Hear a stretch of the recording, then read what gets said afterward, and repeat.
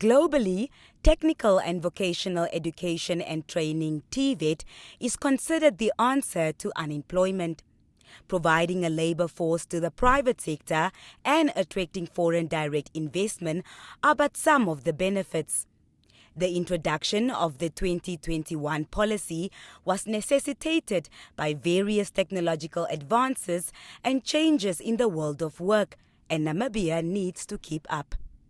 The decade-old 2005 policy has therefore been revised, bringing birth to the 2021 TVET policy we are launching here today, which is aimed at addressing the following three things. Firstly, consolidating the gains achieved to date. Number two, addressing the challenges that have been encountered to date. And finally, aligning the TVET sector to the provisions of the current regional and international frameworks, as well as to the ever-changing socio-economic demands of the country. International TVET expert Guido Lotz commends Namibia's plan to set up more TVET centers. Definitely a logic to do so if you want to provide more opportunities to get access to TVET.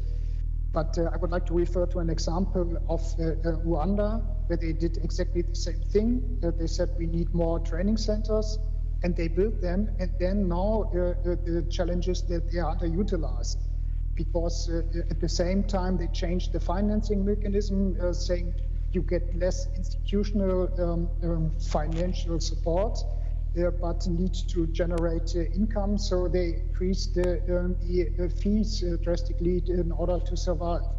The acting CEO at the Namibia Training Authority spoke on the 5 priority areas highlighted in the new policy.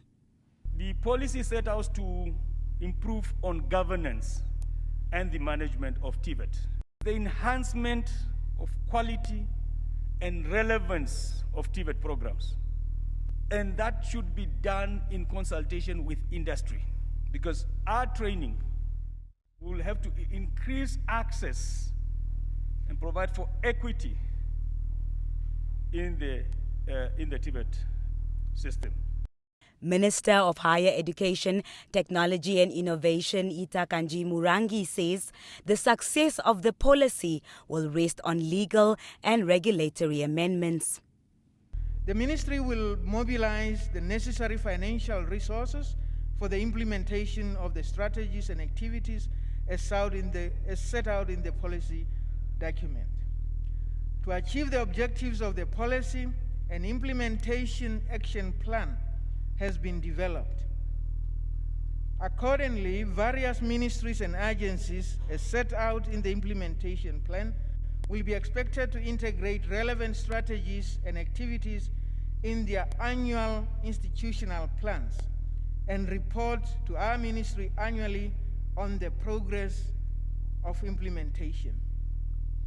In further support of efficient and effective implementation, a communication strategy has been defined to ensure that the policy is adequately and timelessly communicated to all stakeholders. The policy, Kanji Murangi says, is not cast in stone, and provisions should be made to allow for revision on a continuous basis to reflect the realities on the ground. Francis Shahama, NBC News, Windhoek.